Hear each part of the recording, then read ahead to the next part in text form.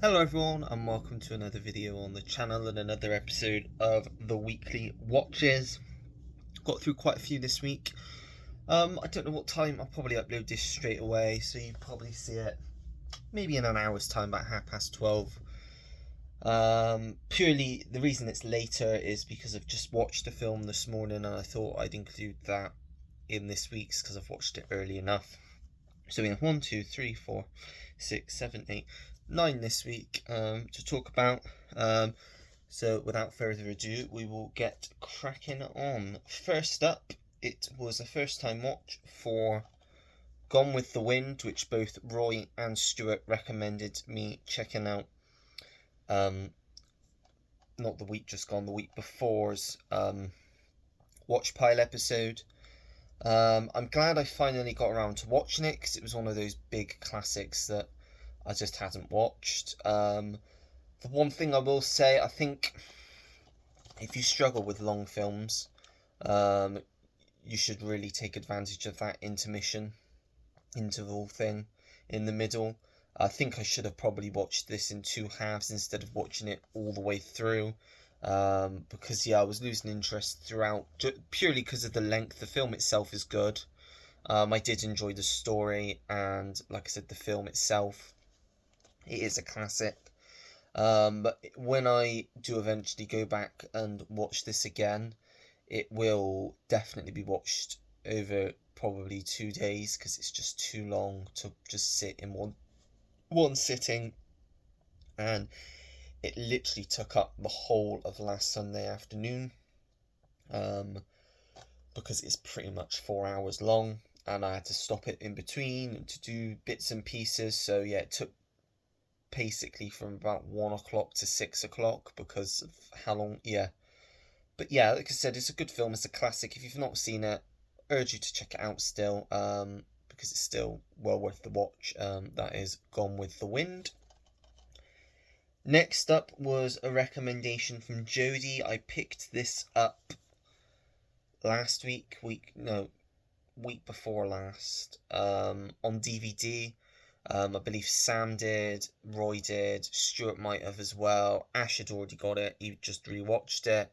Jodie mentioned it in her video. I thought, well, I better get it for a few quid, and I just decided to give it a watch Sunday evening last week. And it is Mean Creek, which the best way I can describe this, which is what it says on the back, is it's basically Deliverance meets Stand By Me. So if that sounds up your street, then yep, give it a go. It's about this young boy who is being bullied by this big kid that is just loud, horrible, unreasonable. And along with him and his girlfriend and his older brother and his two friends, they decide that they're going to invite him on a boat trip to celebrate Sam, played by Rory Culkin, who's the young boy that's being bullied, his fake birthday. And they invite obviously the bully George along with them, intending to basically prank George and make him strip and push him into the river and then make him swim home basically. So they do that, but as the day goes along, they find things out about George, and they end up having to make some really hard decisions throughout the film. And it's just a great film of its kind. It's definitely a coming of age film in some sense. It's a thriller, it's a drama, it's worth the watch, it's worth going in blind, not knowing anything about it other than what I've just said. And yeah, I'm sure you will definitely enjoy that one if that one sounds up your street. But yep, I really enjoyed Mean Creek, even though I found the ending quite shocking. It is quite a shocking ending, but yeah, be interested to hear others' thoughts on Mean Creek if you've seen it down below in the comments. Next up was this last week's Watch Pile pick of the week, so I won't go over this one too much, and it was Fences with Denzel Washington and Viola Davis, also directed by Denzel Washington, based on a play by August Wilson, who did a lot of similar sorts of plays back in like the 50s, 60s, set era, like that old time. He also did Ma Rainey's Black Bottom, which was adapted into a film for Netflix with Viola Davis. And most recently last year, Malcolm Washington, Denzel's son, directed The Piano Lesson, I think it's called, on Netflix again. I've not seen that one yet, with Samuel L. Jackson, which was supposed to be quite good. This is basically set in the 50s and follows this man who's been basically working hard for everything he has in his life, played by Denzel Washington. He basically doesn't see eye to eye with his son and what his son believes in, what his son wants to do in life. A bit hard on him. They don't have the best relationship. He's also got an older son who doesn't get on the best with. He's got a younger brother who's got mental difficulties, and his friend who's worked with for many years on the back of a rubbish truck. I don't know his friend's name, but he's played by Stephen McKinley Henderson, who's always great to see pop up. And yeah, it's a good film. It's a character film. It's not going to be for everyone because it's not story heavy. It is a play, so it does play out like a play. Lots of characters, dialogue between each other, that sort of thing.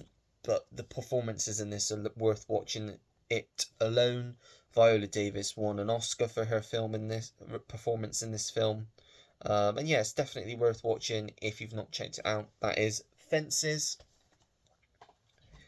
Then next up, Stuart's pick from last week. Oh, I've not shut the case properly. I just wanted to have an easy watch, something that would make me laugh. So I decided to put on The Jerk with Steve Martin. And I'm a big fan of Steve Martin, think he's really funny. And this was his breakout role in 74. Thought it was later than that. 74 it says on the back here. It's a Carl Reiner film, and it's about this guy who's raised by this poor black family and led to believe that he is their son. Obviously he's not, he's just their adopted son, they've just raised him. And one day he decides that he's going to go on an adventure, go and see the world, and along the way he comes across crazy stuff, crazy things happen, the type of screwball comedy sort of wacky stuff that you expect to happen, especially from Steve Martin, and it's very funny. You've got Bernadette Peters in this, who plays his love interest towards the end of the film, and yeah, just a lot of fun. Like I said, an easy watch, hour and a half, turn it on, just have a lot of fun with it. Yeah, enjoyed that one. The Jerk. Then next up was Ash's recommendation. I think this was Ash's recommendation, or it may have been Paul's recommendation, and Ash had also mentioned it. But it's The Getaway, which is the remake from '94 starring Alec Baldwin, Kim Basinger, Michael Madsen, and James Woods. Now, bear with me a second. Now, this is a remake of this film, which is a Sam Peckinpah film from 1972 with Steve McQueen and Ali MacGraw. And it's a very close remake. I'd say of the two, I do slightly like this one a bit more. I think Steve McQueen's just got a lot of charisma that really fits the role. Not to say I don't like Alec Baldwin and the performance he gives in this film. I just think overall this is a better film. So yeah, comparing the two, I do like this one more, although this one is still a lot of fun. Yeah, it's basically a very close remake. There's not much that's changed in this. I mean, I'd need to watch them quite close together. It's been a while since I've watched this, but a lot of things that were happening, I was like, that happened in the original, that happened in the original, the same way that it happened. But it's basically about a thief who gets caught in a wrong business deal, basically double crossed, and he ends up having to go on the run with his, I think they're married, his wife or his girlfriend in this one, played by Kim Basinger, obviously his real life wife at the time. And yeah, it's just a car chase film really for most of it, bit of action in there. But I'd say if you've not seen this one, definitely check this one out first. Because I think this is better. I mean, Sam Peckinpah, so you can kind of imagine what it's going to be like. from a script by Walter Hill.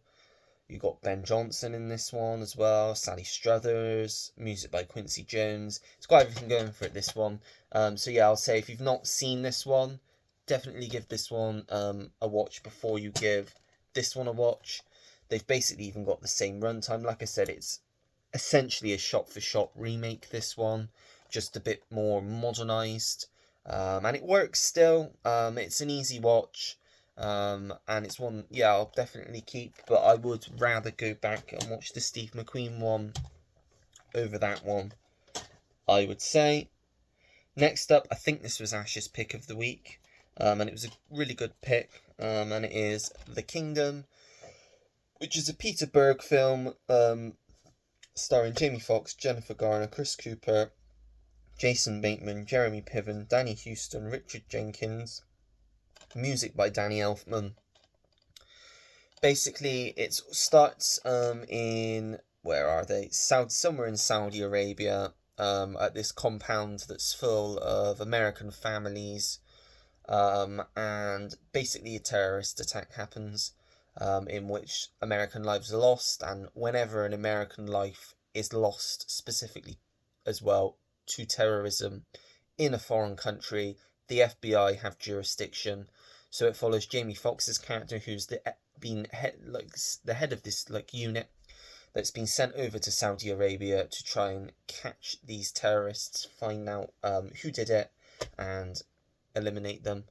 And he obviously has a team which includes Chris Cooper, who's like the bomb expert. You've got Jennifer Garner, who's like an analyst, crime scene analyst, and Jason Bateman, who I can't actually remember what his role in the team is. But obviously, as you would expect, he's a bit of a comedic relief at points. But yeah, really solid film. Might be my favourite film I've seen from Peter Berg. Got a lot of emotion to this, because I think it's also based loosely probably on a true story. But it's a great film. I don't know where I would categorize this. I don't think I could call it a war film, but it's more of like an action thriller hybrid. So I don't know how I'm going to categorize this, but yeah, worth watching if you've not seen it. Really interesting, entertaining watch. That is The Kingdom. Apologies if you can hear the dogs in the background. They just go off for no reason sometimes. Next up, we got Roy's Choice, which I watched yesterday, and surprise, Roy, I actually thoroughly enjoyed this one, so great choice. I can't remember what you've picked for this next week. Have you picked anything for this week? I'm not sure, I don't think you have. If you haven't, let me know by Tuesday so we can include you in. But The Reader, Kate Winslet, Ralph Fiennes, directed by Stephen Daldry. Brilliant film, I thought this was. Just a great, post-World War II Germany drama. Follows this young boy who is cycling or travelling home, I think, from school on a rainy day one day, and he basically falls ill, and Kate Winslet's character, who's one of the conductors on this tram, comes to his aid, comes to help him. Months later, when he's recovered, he goes back to visit her to repay her for saving his life by giving her flowers. But they basically, obviously, it's a big age gap. He's still a child, she's an adult. They start this sort of affair, fling type thing, like a secret summer romance, which obviously would be shunned.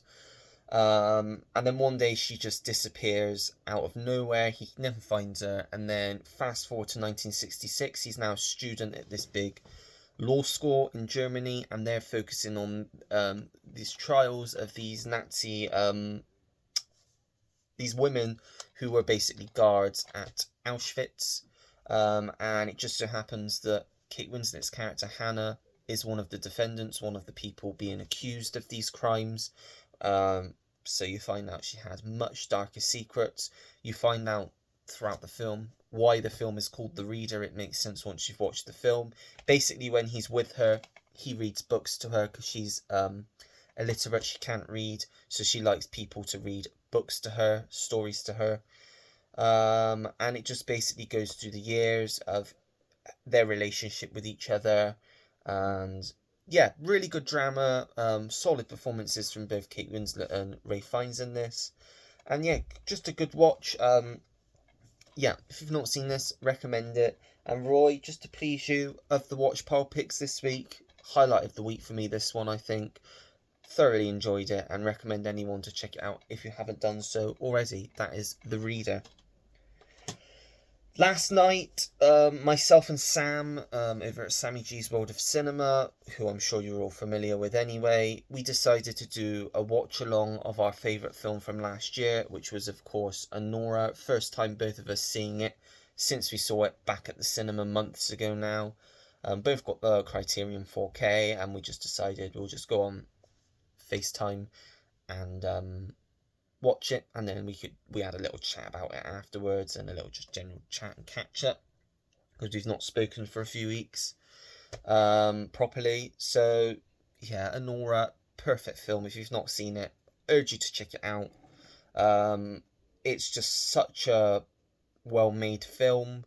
It basically follows Mikey Madison's character Anora, or Annie as she goes by in the film, who's a stripper or exotic dancer, you could say, works in a nightclub in New York.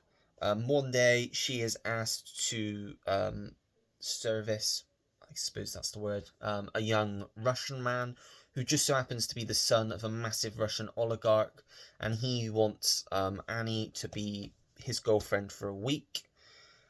Things then happen, and basically, I'm not going to spoil what happens, but things happen. They go to Las Vegas and something happens. The film then kind of switches itself on its head, and as it says on the back, it becomes a screwball comedy. It is so funny, this film. Halfway through it just switches, and you can't stop laughing. It is so funny, and then it will go from being so funny to just absolutely heartbreaking, and you just really feel for Annie and what she's going through. Just such a brilliantly well made film. Definitely my favourite Sean Baker film. Like I said, it was my favourite film from last year, and I'm glad that I actually got to watch it with Sam, because obviously with it being his favourite of last year as well, it was good to kind of see his reaction, see what he felt like watching it again. And it's like we both said, it was even better watching it a second time. One that I'll be watching many times again, and I urge people to give a go. If you've not seen it, like I said, I've shown this off already, but this is the lovely Criterion edition, which has the 4K and 2 Blu-ray discs and a booklet. That is one of the scenes in the film, and it had me in stitches.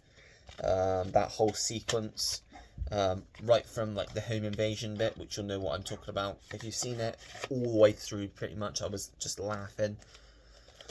Yeah, Anora is just brilliant film that I urge you to check out if you haven't done so already.